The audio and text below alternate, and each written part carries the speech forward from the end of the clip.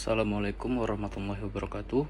Perkenalkan, nama saya Rizky Triandika dengan NPM 2408260263. Pada kesempatan kali ini, saya akan memaparkan materi yang berkaitan dengan blok embriologi.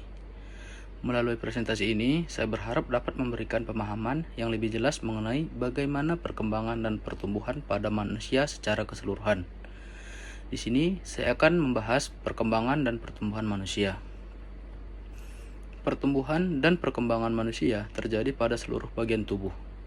Pertumbuhan dan perkembangan terjadi pada dua tahap, yaitu embrionik, yaitu pada saat di dalam kandungan, dan pasca embrionik, yaitu setelah dilahirkan. Tahap embrionik merupakan fase atau pertumbuhan yang dimulai dari pertumbuhan zigot sampai berkembang menjadi embrio.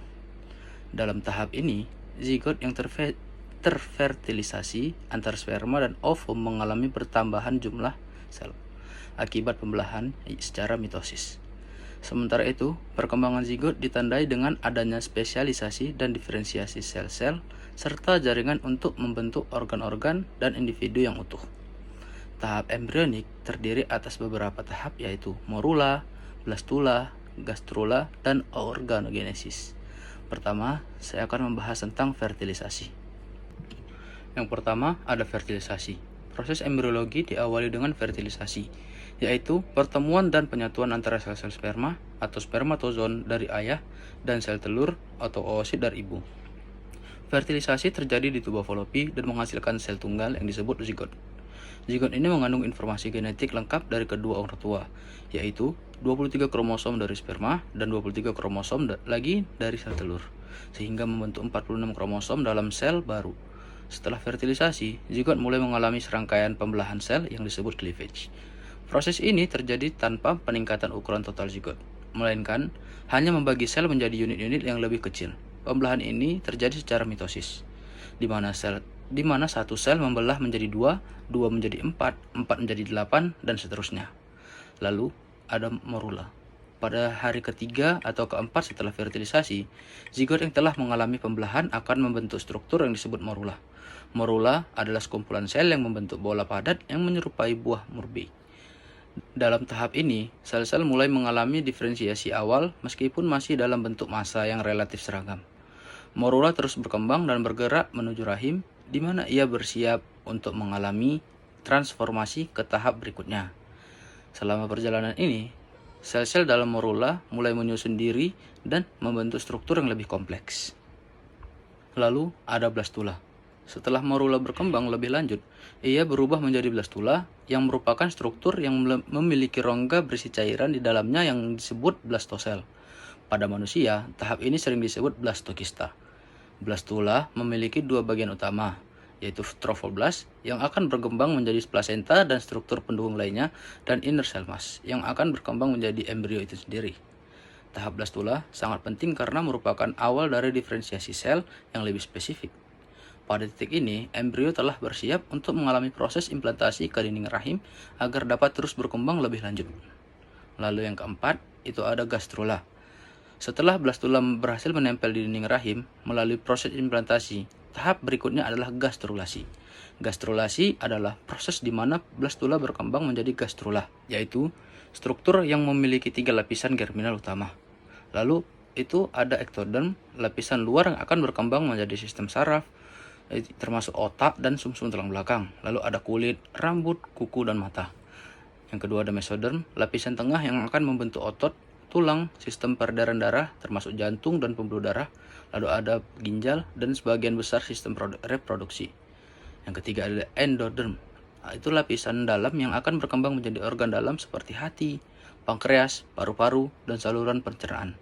Proses gastrulasi sangat kompleks karena melibatkan migrasi dan diferensiasi sel-sel embrionik untuk membentuk struktur tubuh dasar.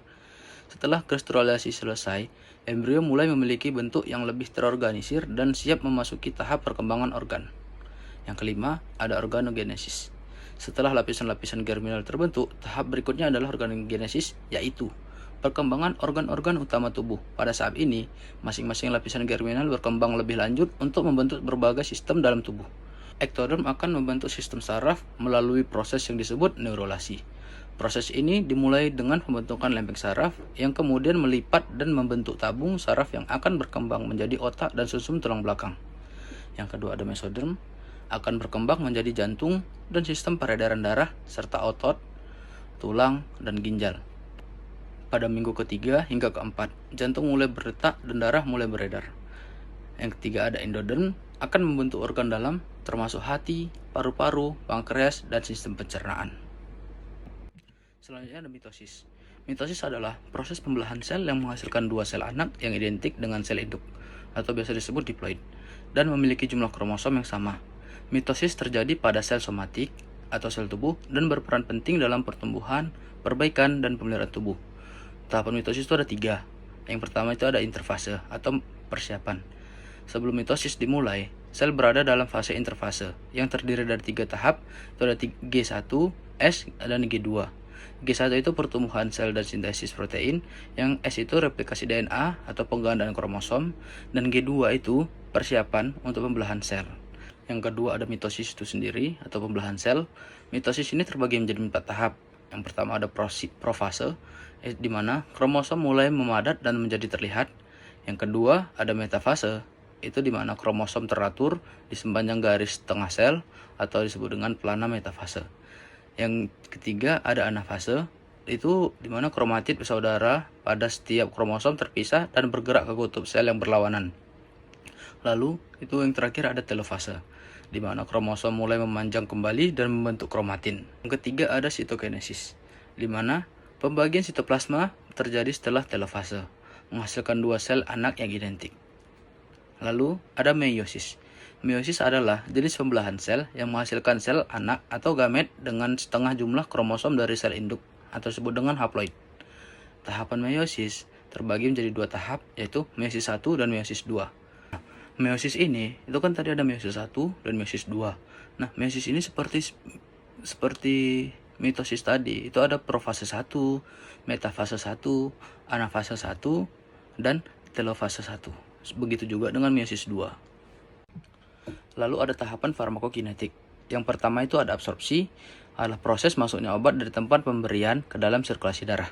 Yang kedua ada distribusi, itu adalah penyebaran obat dari darah ke jaringan dan organ tubuh. Yang ketiga ada metabolisme, adalah perubahan struktur kimia obat oleh enzim tubuh, terutama di hati. Nah, ini terbagi menjadi 2. Ada metabolisme fase 1 yang berisi oksidasi, reduksi, ataupun hidrolisis. Dan yang kedua itu ada metabolisme fase 2, itu adalah konjugasi dengan zat lain untuk meningkatkan kelarutan obat dalam air agar lebih mudah diekskresikan.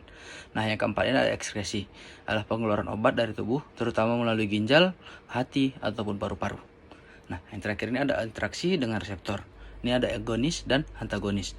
Agonis ini mengaktifkan reseptor untuk menghasilkan respons. Nah, antagonis ini dia menghambat kerja agonis dengan menghalangi reseptor.